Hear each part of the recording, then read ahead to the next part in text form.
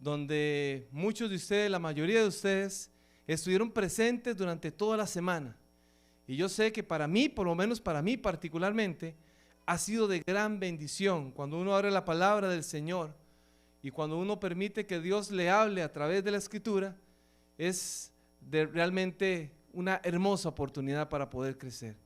Y durante toda esa semana, Dios nos ha hablado, Dios nos ha hecho o nos ha permitido disfrutar, hemos reído, hemos reflexionado, hemos entrado en momentos tal vez también incluso de reflexiones personales ahí, de situaciones que de pronto ahí necesitamos mejorar. Y yo creo que esa es la vida de la persona, ¿no? Todos los días tenemos una oportunidad de cambio, una oportunidad de mejora.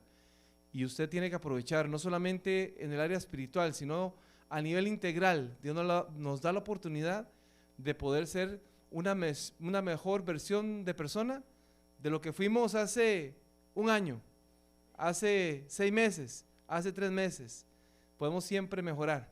Y Dios nos va a ayudar en este camino a mejorar muchas áreas de la vida. Vamos a orar y vamos a pedirle a Dios que nos bendiga, como lo ha hecho todas estas noches al estudiar su palabra, que Él traiga sabiduría, conocimiento y que de verdad tome todo aquello que nos está ahorita tal vez perturbando, quitando la paz, la tranquilidad, la concentración, que el Espíritu Santo permita que en esta hora podamos conectarnos con el mensaje que Dios tiene para nosotros.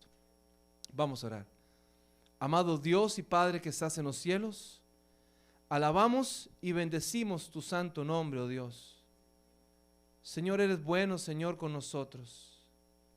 Has mostrado tu gracia y tu misericordia, Señor. Gracias, Señor, porque tu palabra no cambia, porque eres fiel a tus promesas, Señor, porque siempre manifiesta tu amor y tu misericordia, a pesar de que no lo merecemos, Señor. Te damos gracias, Señor, porque nos has dado durante toda esta semana la bendición de poder estudiar tu palabra, Señor. Señor, no lo merecemos, Señor, ni siquiera somos dignos, Señor, pero simplemente por el sacrificio de tu Hijo amado Cristo Jesús, tú nos permites acercarnos confiadamente. Gracias, Dios, porque eres bueno. Pedimos que tomes el control de esta reunión y que todo lo que se haga acá sea para exaltar siempre, glorificar tu santo nombre. Lo pedimos en el nombre de tu Hijo amado Cristo Jesús. Amén y amén. Amén. Bien, hoy vamos a estar estudiando acerca de un personaje bíblico. Hoy vamos a estar hablando acerca de un personaje que se llama Elías. Elías, para mí, uno de los personajes bíblicos quizás de mayor influencia o quizás tal vez que admiro es Elías. Elías, la palabra del Señor dice en Santiago capítulo 5 versículo 17 que Elías era un hombre semejante a pasiones semejantes a las nuestras. ¿Ven lo que dice la palabra? Que Elías, aquel gran profeta, era un hombre que tenía pasiones semejantes a las nuestras. O sea, Elías era un ser humano. Elías no tenía nada de extraordinario. Elías era un hombre ordinario igual que usted y que yo. La única diferencia es que Elías se dejaba utilizar.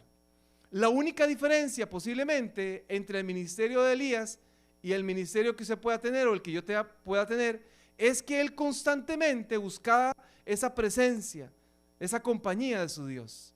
Escuchaba a su Dios, anhelaba estar en la compañía de ese Dios maravilloso. Y ese hombre que tenía una misión, pues la Biblia dice así, era un hombre semejante a pasiones igual a las nuestras, o sea, tenía sus altibajos espirituales. Y por supuesto que quizás una de las mayores historias admiradas de este hombre Elías fue aquella que se desarrolló en aquel monte llamado el Monte Carmelo. Déjenme explicarles un poquito el contexto. Vamos a estudiar en esta hora, Primera de Reyes, el capítulo 16 en adelante. Déjenme contarles el contexto de lo que está ocurriendo en este momento, ¿ok? El pueblo de Israel había tomado una decisión. La decisión era por algunas situaciones particulares políticas que se estaban dando, tomaron la decisión de separarse. Eso quiere decir que había dos reinos, el reino del norte y el reino del sur. El reino del sur era Judá. y el reino del norte era Israel. Así que estos dos, a pesar de que era un mismo pueblo, recuerden que Dios llamó a Israel con un propósito, con el propósito de ser luz a las demás naciones, con el propósito de llevar un mensaje a las demás naciones, llevar esperanza. Y Dios le decía a aquel pueblo, le dijo a aquel pueblo que era un pueblo especial, que era un pueblo muy especial, el pueblo más especial de todos los habitantes de la tierra. Imagínense ustedes qué hermosa, ¿no? El halago que Dios le estaba dando al pueblo de Israel. Y en ese contexto, pues, Israel siempre se separaba de lo que Dios les demandaba. Allá en el monte Horeb, recuerdan, en el Sinaí, Dios le había dado las tablas de los 10 mandamientos.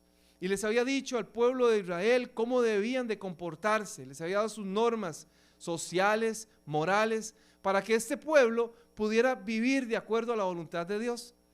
Pero el corazón de los israelitas, el corazón de aquel pueblo, siempre quería apartarse, siempre quería alejarse, siempre andaba buscando otras cosas por ahí que quizás podían llamar su atención. Y en ese contexto, en esa rebeldía, en esas situaciones sociopolíticas que tenía el pueblo, tomaron la decisión de dividirse. Allí surge la historia, porque en el Primera de Reyes, en el capítulo 16, en el versículo 29, nos habla que había 2 reyes. El primer rey, que dice el versículo 25, se llamaba Onri. Dice el versículo 25 que Onri hizo lo malo ante los ojos de Jehová e hizo peor que todos los que habían sido antes que él. Wow, qué impresionante. ¿Se imaginan ustedes que el nombre de este hombre que quedó aquí escrito en la Biblia dice que este hombre hizo lo malo ante los ojos de Jehová? Más que cualquier de todos los reyes anteriores. El pueblo de Israel estaba paganizado. El pueblo de Israel estaba adorando otros dioses y siempre había una influencia que estaba cercana en el pueblo de Israel. Siempre habían otras naciones que de alguna manera influían, ¿no?, en la conducta, en el comportamiento del pueblo de Israel. Habían otros dioses que por ahí aparecían que quizás llamaban más la atención, dioses de metal, de plata, de bronce. Y así que estos dioses comenzaron a buscar, esos reyes comenzaron a buscar estos dioses. Pero noten ustedes lo que dice ahora sí, el capítulo 16, el versículo 29 dice: y comenzó a reinar Acab, hijo de Omri, sobre Israel en el año 38 de Asa, rey de Judá. Y reinó Acab, hijo de Omri, sobre Israel en Samaria 22 años. ¿Cuántos años reinó? 22 años tuvo la oportunidad este rey de gobernar sobre Israel. Y vean lo que dice la palabra del Señor. Y Acab, hijo de Omri, hizo lo bueno ante los ojos de Jehová, más que todos los que... No, ¿verdad? ¿No dice eso? No, esta versión está mala entonces. No, dice la palabra del Señor que este hombre no hizo lo bueno, que este hombre hizo lo malo ante los ojos de Jehová más que su papá. Imagínense ustedes, o sea, el papá tenía el récord. La Biblia dice que el papá, que Omri tenía, que había sido más malo que todos los demás reyes. Pero este hombre, Acab, ahora había superado a su papá. Vaya orgullo de hombre, ¿no? Si mi papá fue malo, yo entonces voy a ser más requete malo. Y entonces me van a conocer como yo soy el más malo de todos los reyes. Y entonces Acab, ¿verdad? Que a mí me hace gracia porque ahora me acordé que en mi país hace un tiempo atrás, hace unos años atrás, quizás hace unos 12 años atrás, comenzaron a darse las elecciones. Los candidatos presidenciales comenzaron siempre a hacer publicidad, recuerden ustedes, para ser elegidos como presidentes de la República. Y recuerdo que en algún momento la gente se cuestionaba, decía, ¿qué candidatos más malos? No hay por quién votar. Entonces uno de estos se le ocurrió la idea de decir, yo soy el menos malo. Y entonces su campaña política decía, vote por el menos malo.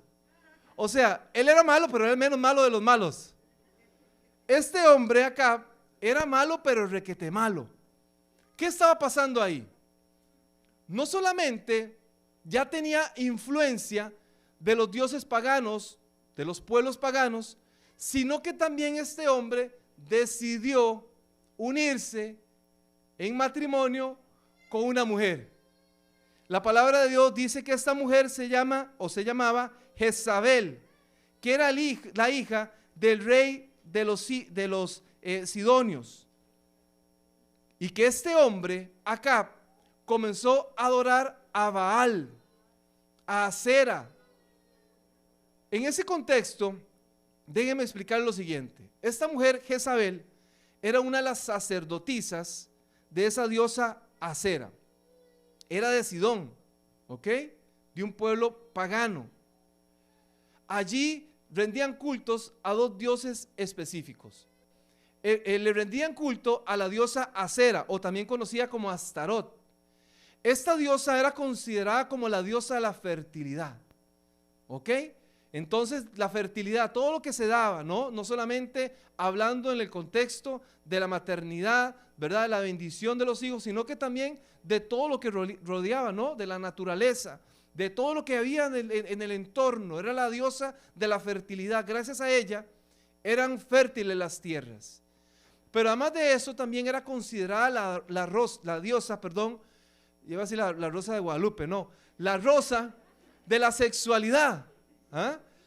La diosa de la sexualidad. Y esta mujer, que era una sacerdotisa de esta diosa, hacían unos cultos paganísimos donde todo lo que tenía que ver era con desórdenes sexuales, y eran situaciones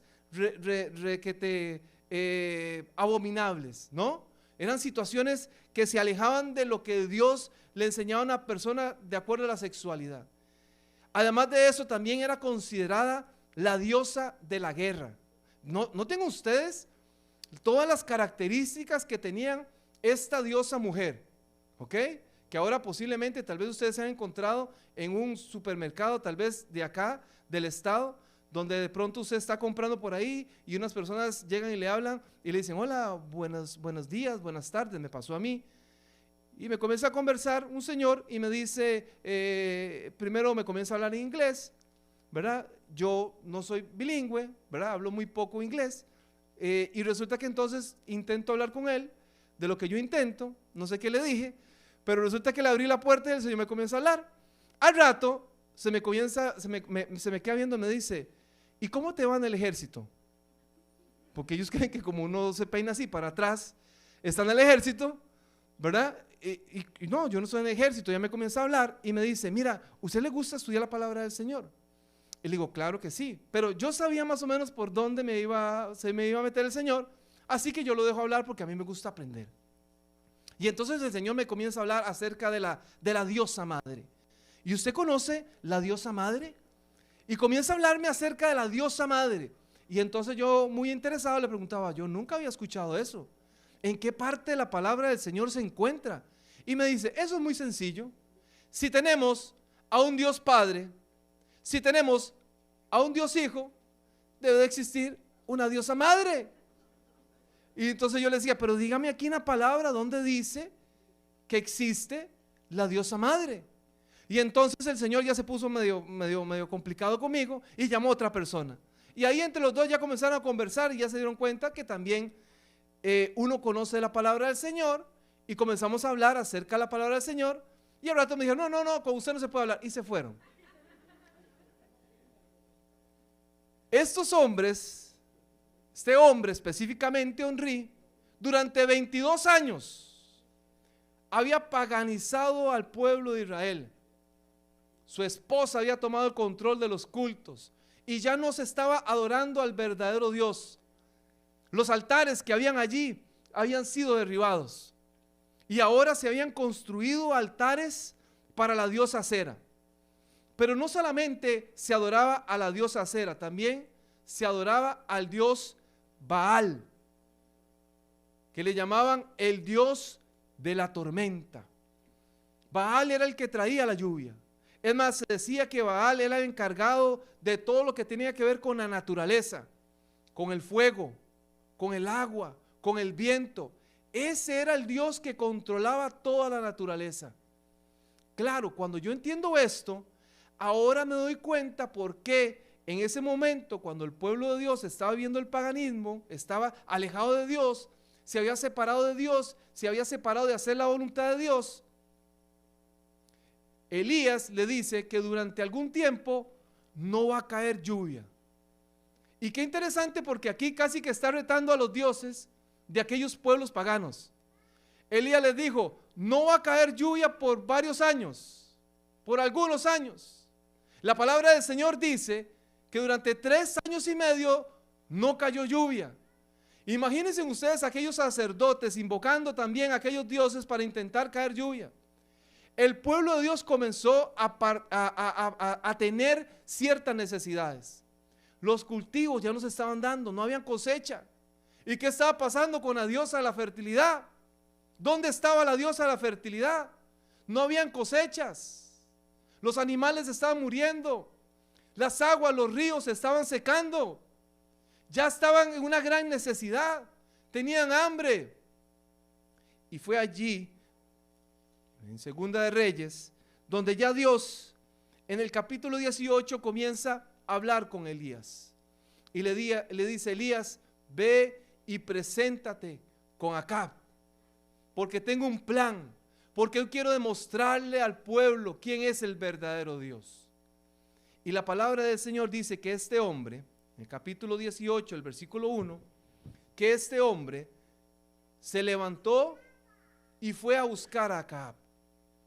Y cuando Acab lo vio, dice la palabra en el versículo 17, capítulo 18, versículo 17, que cuando aquel hombre lo vio, que cuando Acab vio al profeta Elías cuando venía, le dice, y aconteció que cuando Acab vio a Elías, le dijo, ¿eres tú el que has perturbado a Israel? ¿Se imaginan ustedes? ¿Verdad? Eres tú, le estaba señalando. Es por su culpa que estamos así. Es porque usted oró y porque usted le pidió a Dios que estamos en estas condiciones. Qué triste cuando el ser humano no reconoce, ¿no? Sus propias faltas, sus propios errores, sus propias limitaciones. Porque es tan fácil, es más fácil echarle responsabilidad a los demás, señalar a los demás cuando yo asumo mi responsabilidad. Cuando era el rey que tenía que asumir la responsabilidad y entrar en contacto con la realidad. ¿Por qué estaba así ese pueblo? Por desobediencia, se habían apartado de Dios, estaban adorando a otros dioses, estaban en otras situaciones diferentes, hacían otras cosas que Dios no aprobaba. Y entonces ahora sí, surge una de las historias más maravillosas que podemos encontrar en la palabra de Dios. Dice la palabra, si usted lo comienza a leer ahí en su casa, en Primera de Reyes, el capítulo 18, del 21 en adelante, que Eliseo llamó al pueblo y le dijo, ¿hasta cuándo claudicaréis entre dos pensamientos? Si Jehová es Dios, ¿recuerdan ustedes el reto que les hizo? Se los voy a leer porque yo veo que tal vez algunos de ustedes no conocen la historia. Y me gustaría más que ustedes lo lean de la palabra, que lo escuchen de mi boca. El Primera Reyes, el capítulo 18, versículo 21 dice, y acercándose Elías a todo el pueblo dijo, ¿hasta cuándo claudicaréis vosotros entre dos pensamientos? Si Jehová es Dios, seguidle, y si Baal, id en pos de él. Y el pueblo no respondió palabra. Y aquí es donde Elías le hace un reto a todo aquel pueblo. Le dice a Acab, llama a todos los sacerdotes, a los de Baal, a los de Acera. En total eran 850 sacerdotes. Y les dijo, vamos a ver hoy quién es el verdadero Dios. Hoy vamos a demostrar cuál es el verdadero Dios. Hoy el pueblo tiene que entender cuál es el verdadero Dios, quién es el verdadero Dios. Y dice, traigan 2 bueyes y vamos a hacer aquí un altar. Y entonces vamos a tener un tiempo. Y el primer Dios que haga descender fuego del cielo. ¿Recuerdan ustedes quién era aquel Baal? ¿Ah? ¿Recuerdan? Lo dije anteriormente. Era el Dios encargado de la naturaleza. El Dios que podía hacer caer el fuego. el agua, el viento. Y Elías estaba retando a ese Dios con minúscula. El primero que haga caer fuego sobre el altar, ese será el Dios. Y entonces la palabra del Señor dice que allí Elías les dijo a aquellos hombres: ustedes son más, inténtenlo ustedes primero. Y la palabra dice que aquellos hombres hicieron un altar, pusieron el fuego, tomaron el buey, lo cortaron. Elías les dijo: ustedes no pueden poner fuego allí, ustedes van a orar y el primero que haga caer fuego, ese va a ser. Y la palabra del Señor dice que estos sacerdotes comenzaron a orar, comenzaron a gritar, comenzaron a brincar, comenzaron a dar vueltas. ¿Imaginan ustedes? Aquellos sacerdotes de Baal, aquellos profetas de Baal allí, clamando a su Dios y decían: Baal, haz descender fuego del cielo. Y dice la palabra que aquellos sacerdotes, incluso en ese rito que tenían, un rito seguro satánico, agarraban y se cortaban la piel y la sangre salía por allí y seguían brincando y seguían clamando. Y noten ustedes, a mí me encanta el sentido del humor de Elías, ¿verdad? El sentido del humor de Elías, seguro tenía un gran sentido del humor, porque dice que después de casi toda la mañana que aquellos hombres estaban clamando, dice que como a mediodía comenzó a decirles: oigan, griten más fuerte, seguro su Dios está dormido, seguro su Dios anda por allí en algún lado, no se ha dado cuenta, no los escuchan, griten más fuerte para ver si los escuchan, quizás está distraído. Y comienza, ¿verdad? Y los hombres comenzaban a gritar. Dice que con más cólera, aún así, más enojados, gritaban y gritaban. Y entonces el hombre de Dios dijo: bueno, ahora es mi turno. Llamó, acercó al pueblo de Israel.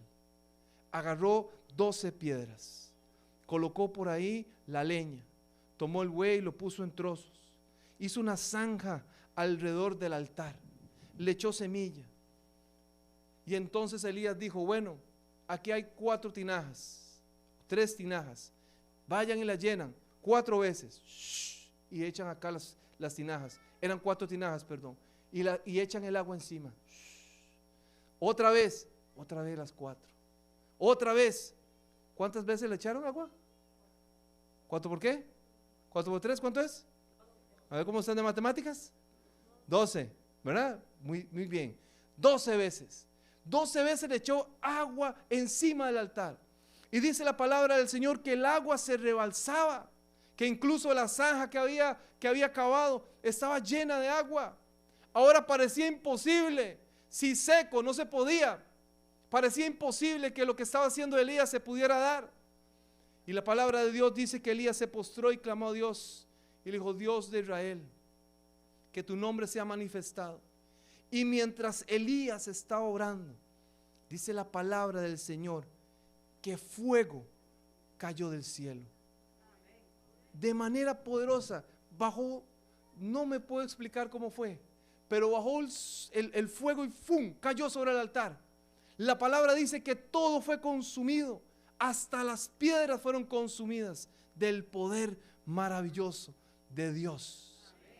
Y fue allí donde el pueblo cayó de rodillas y clamaron: Jehová, Jehová es Dios. El pueblo se dio cuenta que realmente Dios, el Dios de Israel, era el verdadero Dios, que no había Dios fuera de él.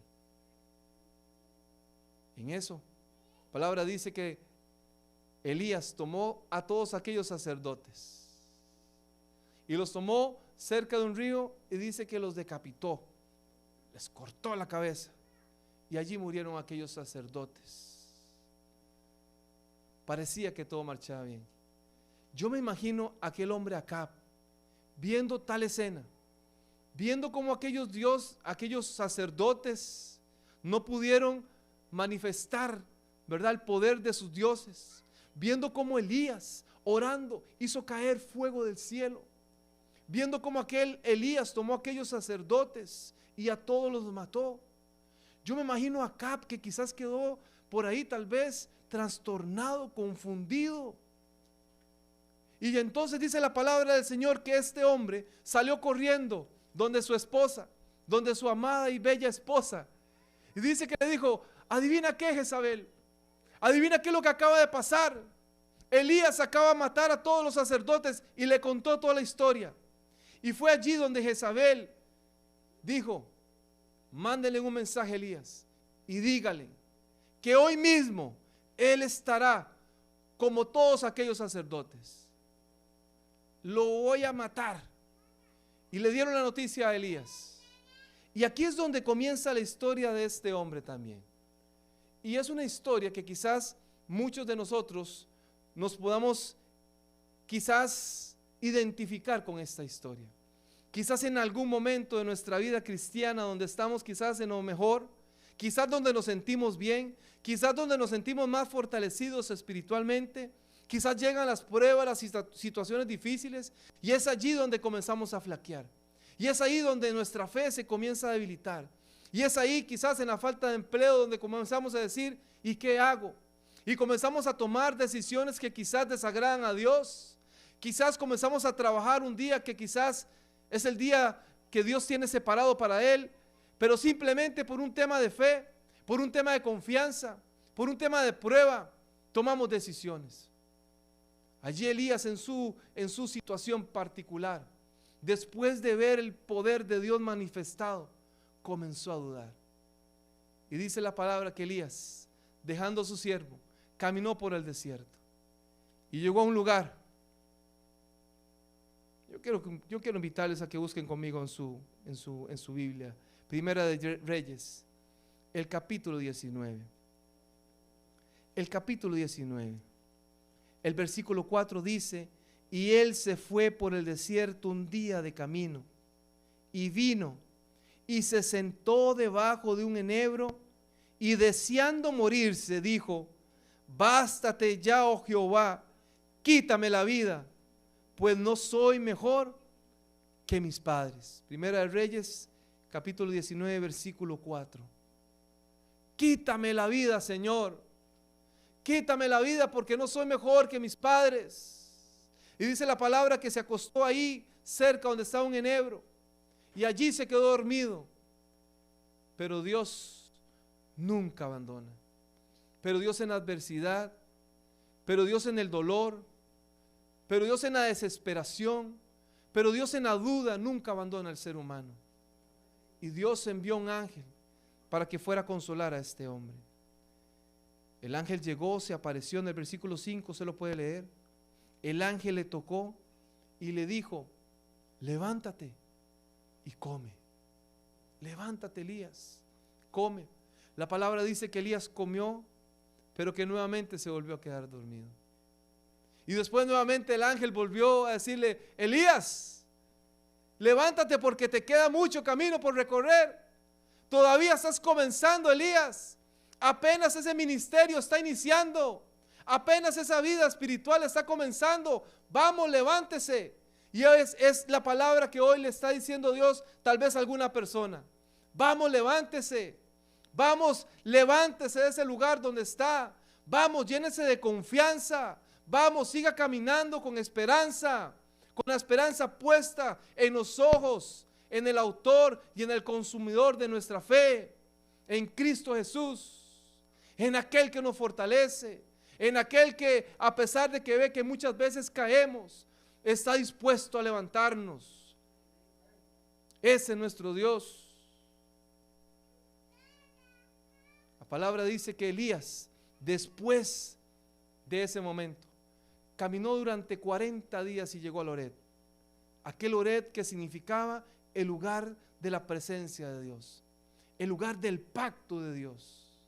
Y cuando llegó al Horeb, yo me imagino Elías todavía cansado, fatigado, quizás todavía con temor por lo que le estaba ocurriendo, por la amenaza de muerte, porque sabía que quizás no podía retornar a aquel lugar, porque había algo que lo estaba amenazando. ¿Se imaginan ustedes? Dice la palabra que Elías, versículo 9, decidió esconderse en una cueva. Se metió allí en una cueva. Y estando allí en una cueva, no dice cuánto estuvo ahí. No dice si estuvo minutos, si estuvo horas, si estuvo algunos días. No dice el periodo. Lo que la palabra del Señor dice que allí estuvo Elías metido en una cueva. Una cueva representa ese lugar oscuro, ese lugar frío, ese lugar tal vez donde lo que uno se encuentra, lo que a uno lo rodea, es la soledad, es la tristeza, es la angustia, es el temor. Y allí en esa cueva, allí estaba Elías. Elías posiblemente tal vez no quería salir de ahí. Pero la palabra del Señor dice que Jehová le dijo: Elías, ¿qué haces aquí? ¿Qué haces aquí metido? ¿No recuerdas cuál es el propósito que tú tienes? ¿No recuerdas cuál es la visión que te he dado? ¿No recuerdas los planes buenos que tengo para tu vida? Y hoy Dios quiere decirle tal vez a usted que se siente tal vez encerrado en una cueva de situaciones particulares, personales. ¿Qué haces allí adentro? ¿Qué estás haciendo allá adentro? ¿Qué estás haciendo ahí encerrada, encerrado, sufriendo, en depresión, en ansiedad? Sufriendo tal vez intensamente la pérdida de alguien, de algún ser querido. Quizás la traición de un amigo, de una amiga. ¿Qué hace allí adentro? Y Dios no solamente se lo dijo una vez, Dios le volvió a reafirmar 2 veces: Elías, ¿qué haces allí? Son preguntas que Dios hace al ser humano. ¿Qué haces allí? No tienes que estar ahí. Ese no es tu lugar. Dios no te llamó para estar ahí, en esa situación, en esa condición. Dios quiere que usted salga de ahí. Después de que Adán y Eva pecaron, dice la palabra que sus ojos fueron abiertos. Y cuando se dieron cuenta de su desnudez, de su condición, dice que corrieron a hacerse vestidos. Y la palabra dice que Dios estaba con ellos y los acompañaba. Y en Génesis el capítulo 3, versículo 9, dice que cuando Dios se acercó donde estaban ahí, le preguntó: Adán, ¿y dónde estás tú? Adán, ¿dónde estás? Dios sabía dónde estaba Adán. Dios sabía dónde estaba su esposa Eva. Él sabía, porque Él lo sabe todo. Pero Dios quería hacerle entender algo a Adán. Quería hacerle entender que ningún ser humano, que nadie podía esconderse delante de los ojos de Dios. No solamente físicamente, sino moralmente. Adán había pecado y no había reconocido su falta, no había reconocido su fallo.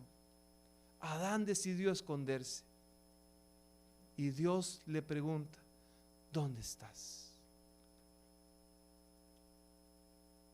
Dios nos pregunta hoy: ¿dónde estamos? ¿Qué estamos haciendo con nuestra vida? ¿Qué estamos haciendo con nuestra vida? ¿Qué estamos haciendo con lo que Dios nos ha puesto en nuestras manos? Yo sé que hay momentos de oscuridad, sé que hay momentos y situaciones particulares de la vida que muchas veces a uno lo llenan de angustia. La palabra del Señor cuenta que en algún momento, ahí en Mateo el capítulo 8, versículo 23, que en algún momento después de que Jesús estuvo predicando con sus discípulos, dijo: suban a la barca, vamos a otro lado. Y cuando usted comienza a leer la historia de Mateo capítulo 8, versículo 23, dice que en ese momento Jesús se acostó a dormir en la barca y comenzó a manifestarse una tormenta que dice que las olas pasaban la barca. Y estando ahí sus discípulos con Jesús, se comenzaron a llenar de angustia, se comenzaron a llenar de miedo, de ansiedad.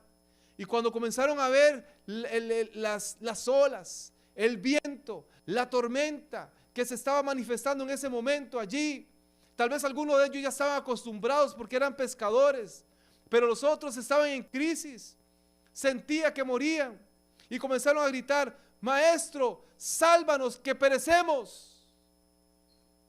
Y Jesús les pregunta: ¿por qué teméis? ¿Qué pregunta más profunda nos ha hecho Dios hoy? ¿Por qué teméis? ¿Será que hoy no podemos salir, no queremos salir de aquella cueva porque estamos llenos de temor? ¿De qué tememos? ¿Cuáles son nuestras amenazas? ¿Qué es lo que nosotros nos está amenazando constantemente, que nos impide incluso tomar decisiones en nuestra vida espiritual? Allí estaba el maestro. La palabra dice que Jesús se puso de pie y que mandó a aquella tormenta a calmarse. Qué Dios más maravilloso tenemos. Qué Dios poderoso tenemos, que hace calmar la tormenta. Elías, ¿qué haces allí? Elías, no olvides que cuando tú te entregas al Señor, que cuando te dispones, que cuando entregas el corazón, Dios va a obrar de manera poderosa. Ese es Dios. Ese es nuestro Dios. Un hombre intentando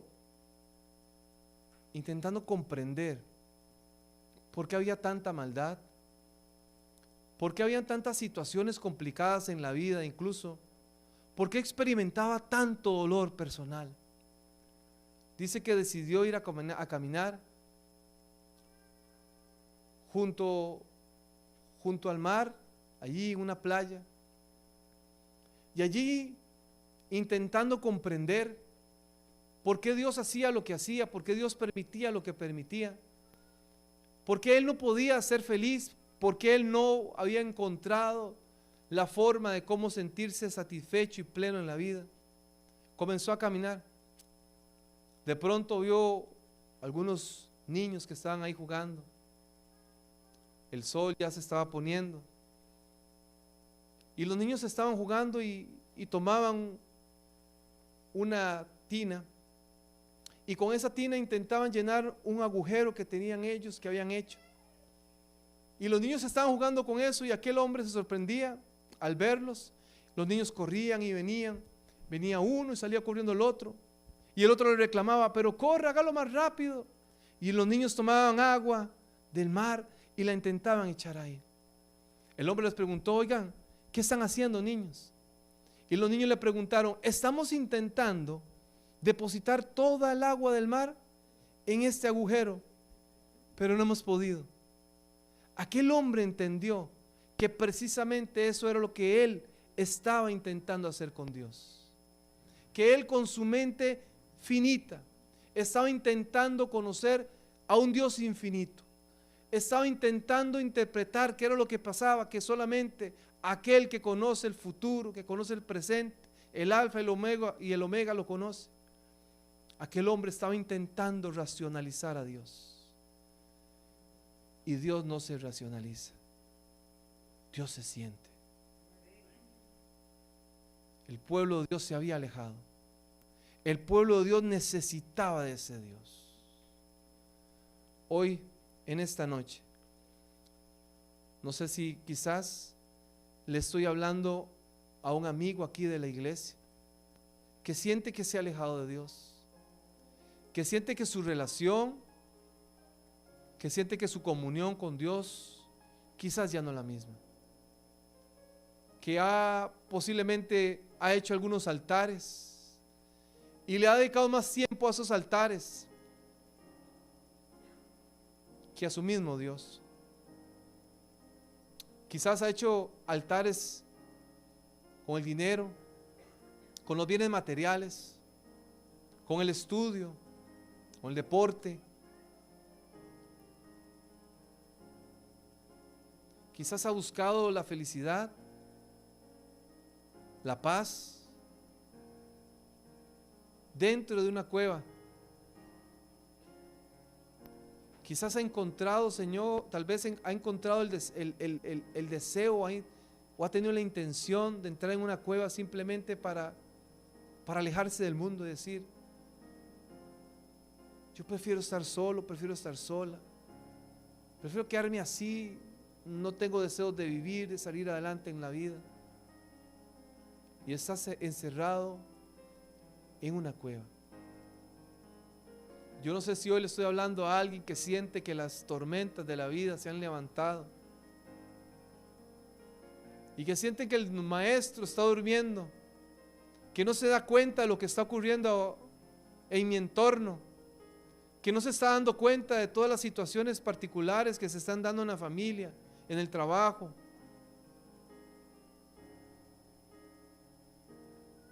Que sienten que ese Dios quizás no escucha.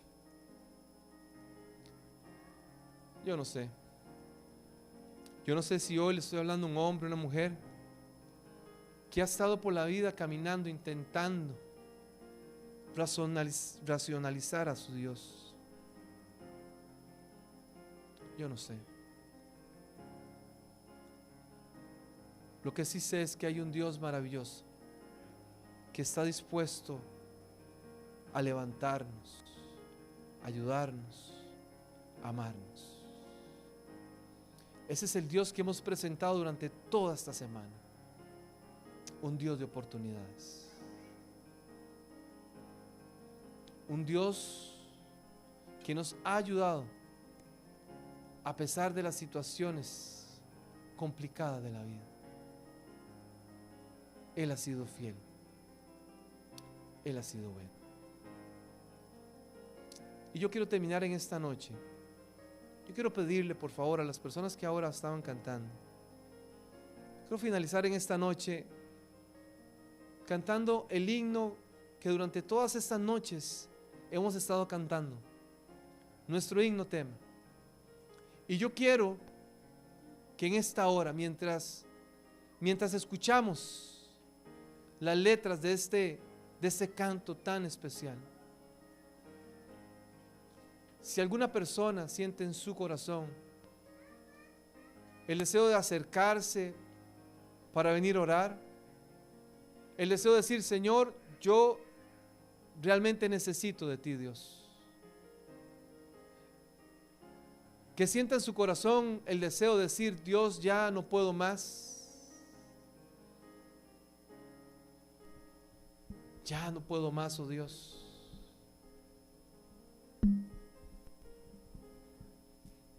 A que pase aquí al frente. Mañana va a ser un día de celebración. Mañana tenemos algunos bautismos. Unos hermanos, hermanas van a hacer su pacto acá. Y va a ser una celebración hermosa. Porque al igual que nosotros en algún momento reconocimos nuestra necesidad de Dios, nuestra falta de Dios, al igual que nosotros en algún momento reconocieron que definitivamente necesitan a Jesús en sus vidas.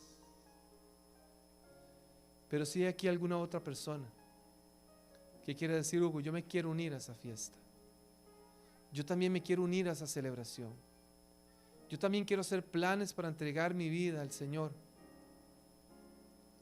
y quiere decir: yo también quiero bautizarme. Ese es el momento. Esa es la invitación que Dios le hace.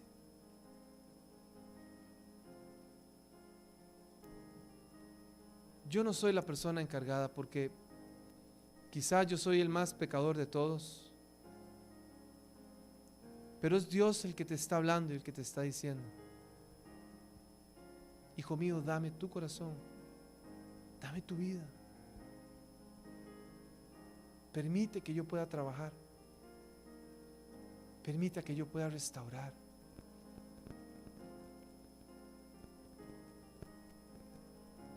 Así que mientras ellas cantan,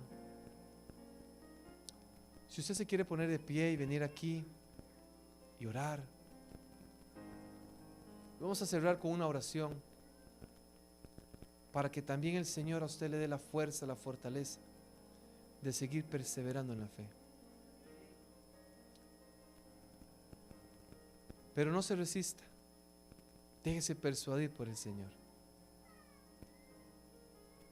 Al final puede hablar con nosotros y nos dice: mire, Hugo, yo también quiero.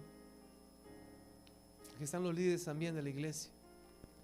Yo también quiero hacer planes, porque quiero entregar mi vida, quiero bautizarme, quiero entregarme al Señor.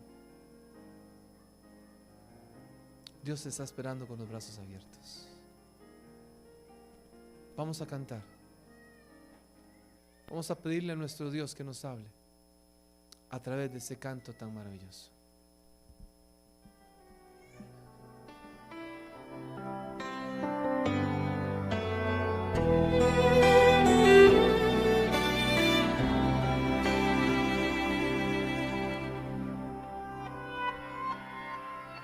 Yo he visto el dolor acercarse a mí, causarme heridas, golpearme así, y hasta llegué a preguntarme, ¿dónde estabas tú?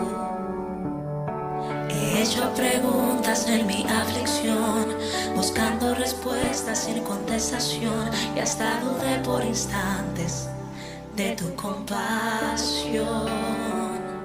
Y aprendí que en la vida todo tiene un sentido, y descubrí que todo obra para bien,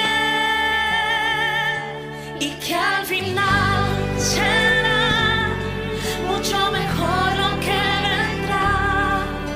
Es parte de un propósito y todo bien saldrá. Siempre has estado aquí, tu palabra no ha fallado y nunca me has dejado. Descansa mi confianza sobre ti.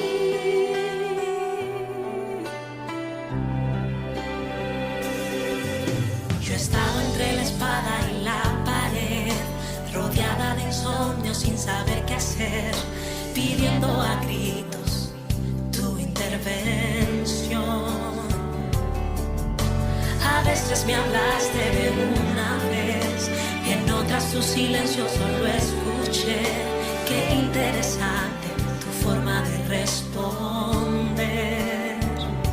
Y aprendí que lo que pasa bajo el cielo, conoces tú, que todo tiene una razón,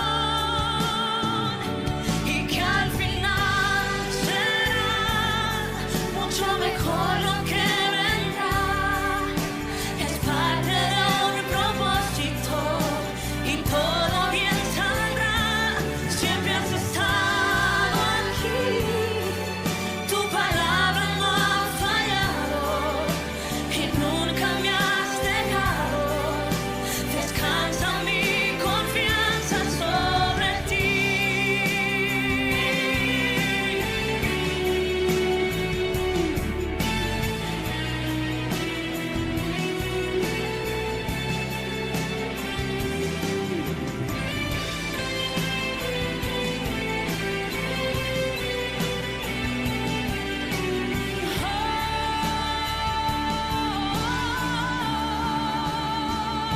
Y que al final será mucho mejor lo que vendrá. Es parte de un propósito y todo bien saldrá. Siempre has estado aquí, tu palabra no ha fallado y nunca me has dejado. Descansa mi confianza sobre ti.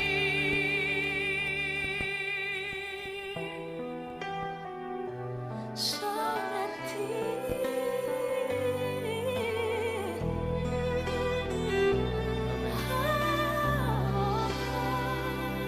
Amén, amén, amén. Gloria a Dios, porque nuestra confianza descansa en Él. Vamos a orar y vamos a pedirle a ese Dios amoroso, maravilloso, que ha comenzado a hacer una obra. La Biblia dice que aquel que comenzó la buena obra será fiel en perfeccionarla. Este la cumplirá. Dios cumplirá la obra que ha comenzado a hacer en nuestros corazones. Yo no sé si cuántas veces nos volveremos a ver en la vida, pero si no nos veremos más por acá, mañana espero que sí nos veamos en el culto. Pero si no nos vemos por acá, podemos reencontrarnos allá en el cielo y gozarnos con nuestro Padre. ¿Saben que cuando yo estaba en el colegio me decían, usted tiene que aprender a varias cosas en la vida? Número uno, tiene que aprender qué es lo que va a estudiar usted en el futuro. Tiene que aprender a qué se va a dedicar. Tiene que aprender a tomar decisiones de con quién usted va a estar en su vida. Pero nunca me enseñaron a decir, pero usted tiene que tomar. No tomar, sino tomar buenas decisiones para su eternidad. Nunca me enseñaron eso. Y hoy yo quiero que ustedes entiendan que la mejor decisión que podemos tomar es entregar nuestra vida eterna al Señor, y Él va a hacer una obra para la eternidad. Vamos a orar. Querido Dios y Padre, Señor, estamos tan agradecidos contigo, Dios, porque tu palabra ha sido predicada, Dios. Gracias, Padre Celestial, porque en tu amor, en tu misericordia hemos confiado, Señor. Dios, cuán bueno eres con nosotros. Tú nos hablas, Señor, y nos has permitido escuchar tu palabra. Dios, ayúdanos a ponerla en práctica. Ayúdanos, Dios, a poder confiar en ti, a esperar en ti. A entender que posiblemente aparecerán los conflictos, las situaciones particulares de la vida, pero si estamos contigo, Señor, ¿quién podrá estar contra nuestro Señor? Padre, sigue haciendo la obra en nuestras vidas. Y permite, oh Dios, que todos los que en esta semana han participado al escuchar tu palabra, los amigos, amigas que también nos están acompañando a través de las redes sociales, puedan experimentar tu gran amor. Sigue desafiándonos, Señor. Sigue desafiándonos, Padre. Pero danos la fe, Dios, para seguir perseverando. Dios, bendícenos en esta noche. Y que ahora al dirigirnos a nuestros hogares, que tu compañía esté con nosotros. Que tu dirección, Señor, nos guíe. Y que tu Santo Espíritu, Señor, esté constantemente hablándonos, hablando en nuestros corazones. Padre, gracias porque has hecho una obra maravillosa durante toda esta semana. Estamos convencidos, Señor, de que manifestaste tu amor, tu gracia, tu perdón y tu misericordia para con nosotros. Todo esto, Dios, lo pedimos en el nombre de tu Hijo, en el nombre de Cristo Jesús, nuestro gran Salvador.